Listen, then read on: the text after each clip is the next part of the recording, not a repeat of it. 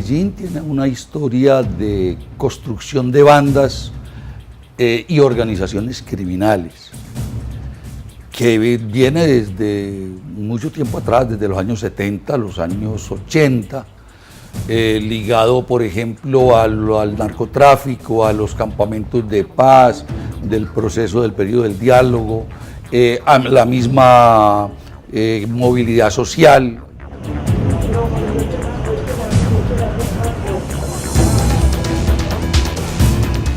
El proceso a través del cual grupos armados comienzan a controlar los territorios y toda la dinámica que en un territorio se da, legal o ilegal, digamos, no es nuevo, ¿no?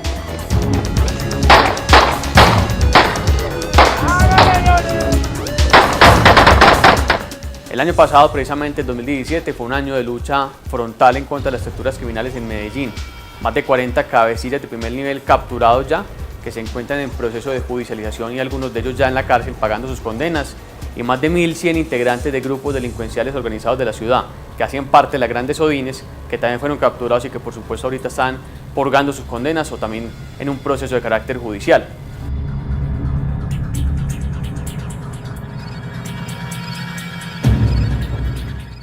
La ciudad tendrá que poner a un lado el tratamiento policial al estilo de como hace el alcalde Federico, de estar persiguiendo como un inspector de policía estos grupos, lo que no quiere decir que no los persigan, pero tendrá, si quiere enfrentar el problema, es al tiempo que persiguen como gato y ratón, pues que las bandas, y cada vez van a venir unos detrás de otros, eso es así por años, ¿no?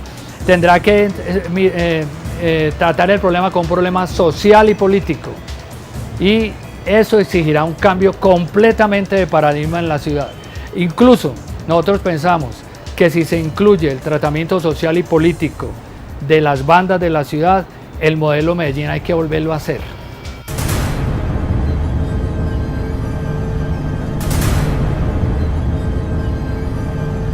Bajo la alcaldía de Alonso Salazar en el año 2008 se dio impulso al llamado Modelo Medellín, precedido por la consigna del miedo a la esperanza del exalcalde Sergio Fajardo, consistente en una serie de actividades de equipamiento urbano.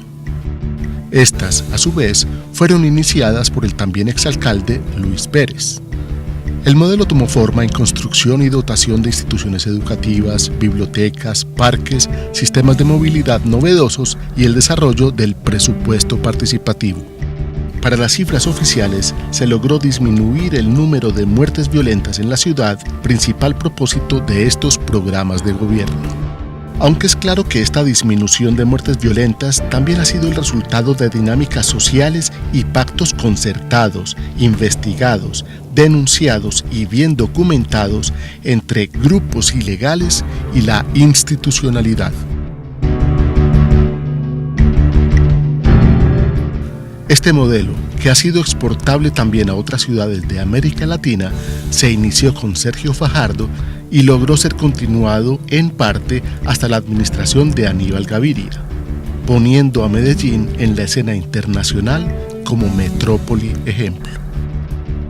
Fuimos testigos entonces de visitas de personalidades internacionales que querían conocer los metrocables, las escaleras eléctricas de la Comuna 13, los parques biblioteca, las iniciativas comunitarias del presupuesto participativo, entre muchas otras bondades anunciadas por este modelo. La ciudad efectivamente ha invertido en infraestructura en los últimos años, bastante en infraestructura para la educación, ha sido una apuesta, la infraestructura para mayor cultura, mayor acceso a deporte, para la movilidad con el sistema integrado del Valle de Aburrá, que ha sido reconocido no solo en Colombia, sino también en Latinoamérica y en el mundo, como una apuesta muy interesante por una movilidad sostenible. No obstante, hay momentos o ciclos para propiciar el desarrollo, y este es el momento en el que ya la infraestructura no es tan prioritaria.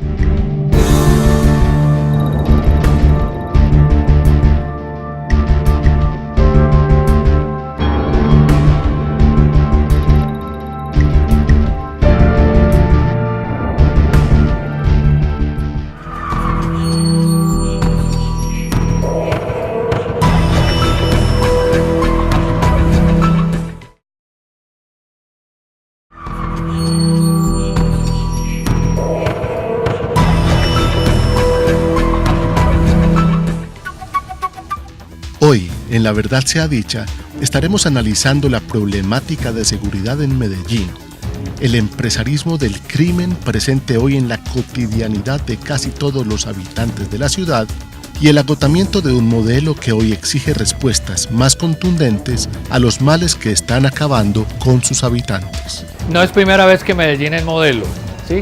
Antioquia fue modelo, incluso hay estudios que muestran que Antioquia fue de los 3 modelos de desarrollo regional de América Latina, ¿sí? Y ahí pues eso, es decir, no es, para el orgullo paisa no es primera vez que aparecemos destacados en el mundo.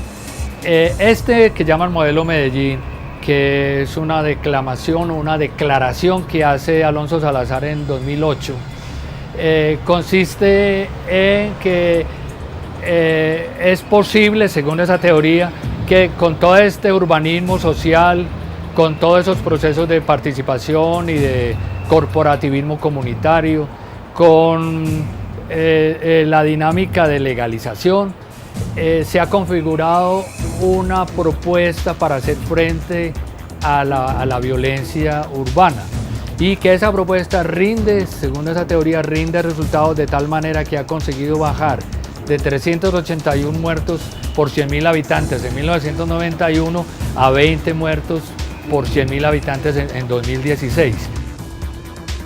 En Medellín, desde la Consejería Especial de Paz, en cabeza inicialmente de María Emma Mejía, se han diseñado estrategias encaminadas, más que a desmontar bandas criminales u ofrecer oportunidades a jóvenes de diferentes sectores, a hacernos creer que todo el problema de seguridad de la ciudad radica en los sectores populares. Aquí, desde tal vez 1990-91, de consenso con organizaciones, con universidades y con la delegada presidencial, se construyó una idea de cuál era la amenaza de la ciudad, se convenció un grupo de gente de que esa era la amenaza, se aceptaron unas medidas excepcionales, por ejemplo, de que viniesen desde Bogotá un delegado y reemplazara o desplazara el alcalde de la ciudad y dirigiera la ciudad como fue la consejera presidencial, de que trasladaran un batallón a hacer una guerra en la ciudad en medio de 2 millones de personas. En otras palabras, Medellín está securitizada. Bueno, securitización es un término bastante nuevo, sobre todo aquí en América. Es mucho más conocido en Europa, donde surgió como un intento de explicarse qué es lo que está sucediendo en cierto tipo de sociedades donde hay mucha gente que respalda, está de acuerdo con políticas de seguridad, aunque a ciencia cierta o a los ojos de muchos es verdaderamente crítico, problemático. Es decir, por ejemplo, ¿por qué las comunidades aceptan políticas y medidas que los afectan? ¿Por qué respaldan eso a sabiendas de que no es completamente positivo para ellos? Entonces, para tratar de explicarse lo que sucede con comunidades que aceptan imposiciones de seguridad a sabiendas que afectan sus derechos. Hoy nos preguntamos cuáles son las políticas de seguridad de la actual administración local y si éstas responden aún al llamado modelo Medellín. Por eso es que hay que generar esperanza.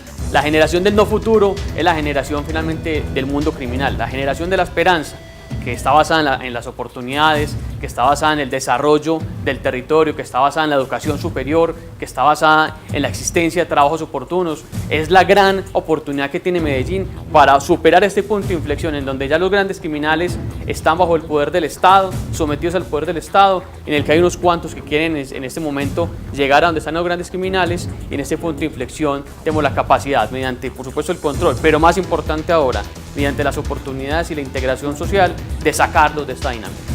El accionar de las bandas criminales no se circunscribe a la comercialización de las drogas ilegales.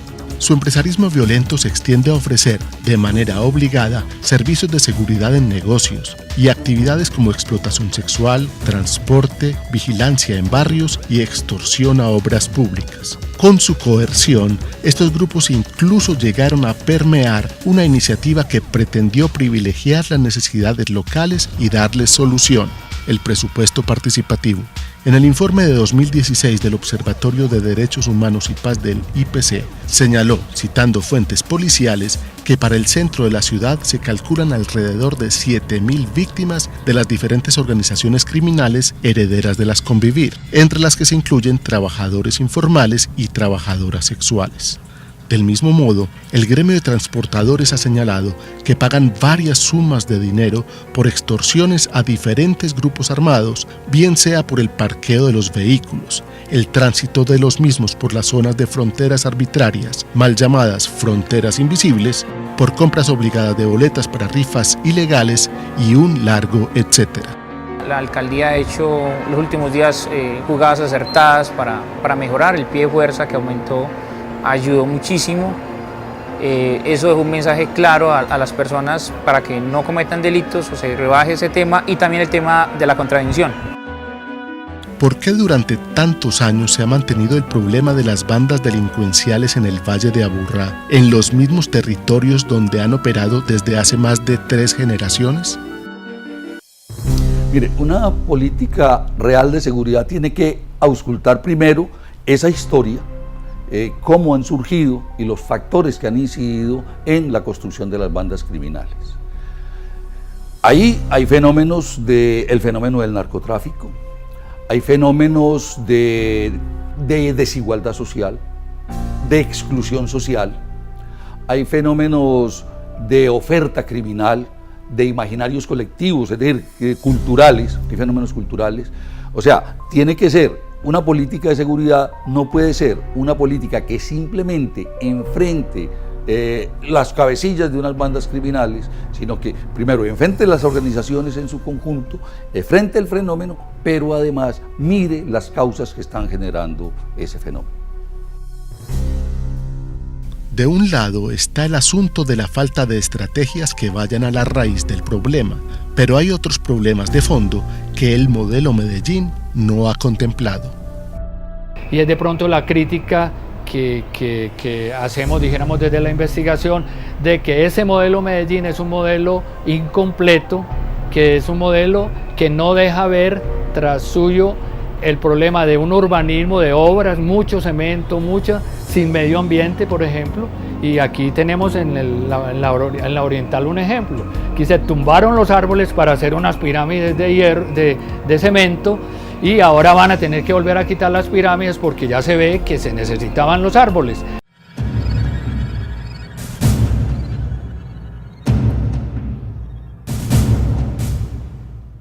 Las condiciones geográficas del Valle de Aburrá agravan la situación de la calidad del aire en Medellín y su área metropolitana.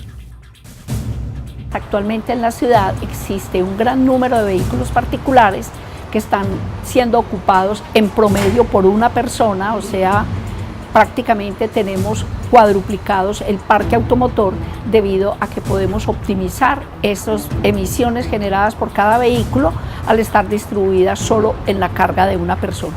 El sistema motorizado, el sistema de motos de la ciudad es agravante, el 50% de la población está siendo ocupada por este tipo de vehículo, también en promedio por una persona, lo cual ha aumentado considerablemente las emisiones por el principal contaminante que afecta a la ciudad, el PM2.5, una partícula microscópica que accesa directamente al sistema respiratorio en cualquier proceso de inhalación y que está siendo consecuencia de las grandes enfermedades que hoy sufrimos. En Medellín se han dado políticas de seguridad, urbanismo y equipamiento orientadas en el papel a lograr inclusión social, democratización de la educación y acceso a mejores oportunidades. Pero no ha habido una política ambiental que impida que en el área metropolitana se den más de 2.000 muertes al año asociadas a la calidad del aire que respiramos. Hay otras políticas que se pueden generar, nosotros las denominamos como gestión de la demanda, donde hemos hecho a lo largo de estos años muy poco. ¿Qué significa gestión de la demanda? Es que tenemos un crecimiento acelerado de motos y de vehículos particulares. Por más que haya inversión en un sistema público de transporte, la gente, a la medida que aumenta sus ingresos, aumenta la clase media, tienen un gran incentivo a comprar un vehículo particular, a comprar una moto. Entonces, la gestión de la demanda implica, de alguna manera, aumentar los costos del uso de este tipo de vehículos, vía, por ejemplo, cobro más alto de parqueaderos, que todas las zonas públicas no sean ocupadas sin ningún costo, ¿cierto? Que se tenga que pagar por el uso de la vía pública, que realmente aquí hemos evolucionado muy poco en eso. Otras medidas que requieren bastante liderazgo político, como la de creación de peajes urbanos para zonas muy congestionadas, como el centro, por ejemplo. Ese tipo de medidas, lamentablemente, no se han tomado. Aunque se han evaluado, aunque se han incluido, por ejemplo, en el plan de ordenamiento territorial, lamentablemente en muchos casos no hay voluntad política para llevarlas a cabo. En materia medioambiental, Medellín urge medidas de impacto, no paliativos.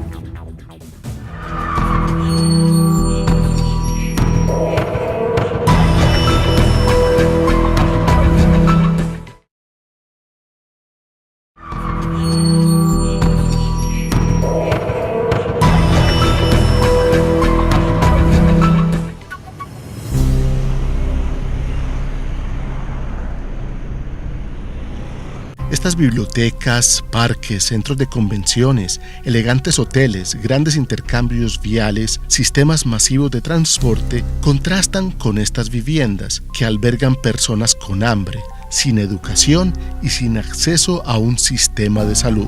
Contrastan también con el rebusque al que diariamente son sometidos miles de medellinenses y con cientos de personas en situación de calle.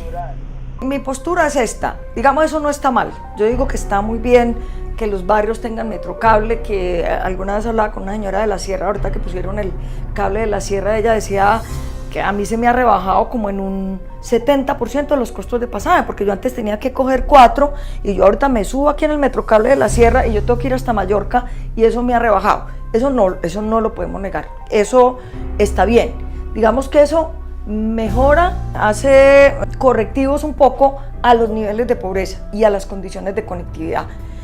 Y no está mal. Ojalá sigan haciendo los mejores colegios, ojalá sigan haciendo los mejores metrocables, ojalá esos barrios que están tan empinados todos tuvieran las escaleras eléctricas de la 13. Yo creo que cualquiera de nosotros que viviéramos allá quisiéramos tener eso. Entonces, eso no lo podemos satanizar. Eso está bien. Lo que pasa es que es insuficiente. Eso da transformaciones de largo plazo si yo lo combino con políticas frente a la equidad.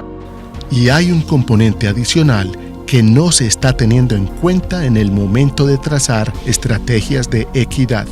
La apuesta ha sido la infraestructura, eso nos lo dicen los datos históricos sobre inversión.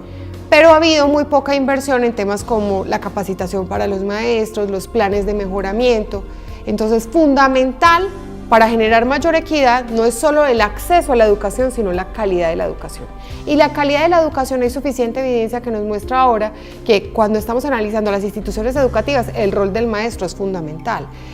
Así entonces es el momento de pensar ya no tanto en infraestructura, y ahí haciendo una salvedad no significa que todavía no haya instituciones educativas, o mejor dicho, que todas ya tengan absolutamente solventados los problemas de infraestructura, pero digamos que hay una segunda etapa en la que ya invertimos en infraestructura, una infraestructura con dignidad para las instituciones educativas y los niños que asisten a las escuelas, y es el momento de empezar a invertir en otros asuntos vitales, como ese que les decía, la formación continua para los maestros, los planes de mejoramiento que permitan, por ejemplo, tener unas prácticas innovadoras pedagógicas y que los niños aprendan lo que deberían aprender.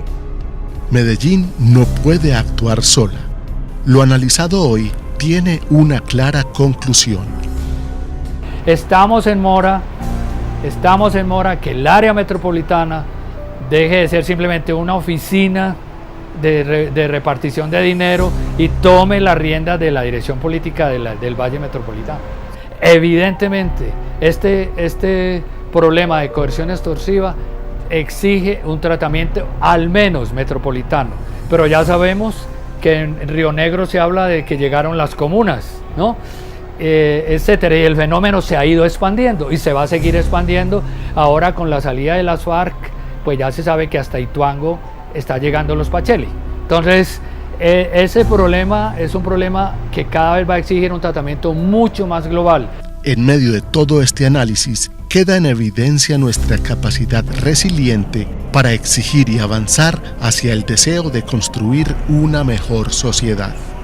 Hay mucho que hacer todavía, pero la ganancia está puesta ahí. Hay un proceso que se inició, hay un tema de continuidad, hay unos programas institucionales que están siendo absolutamente eficaces y eficientes, y eso nos trae de alguna manera ese tema de la esperanza, de que las cosas van mejorando. El centro de la ciudad en este momento, inclusive las obras de infraestructura que se están dando con el énfasis social. O sea, hay que acompañar un problema social, ese tema de inequidad. Hay que hacer en el tema de la infraestructura ese espacio que no le permita a la parte, digamos, delictual, a la parte criminal, que sea parte de ese contexto.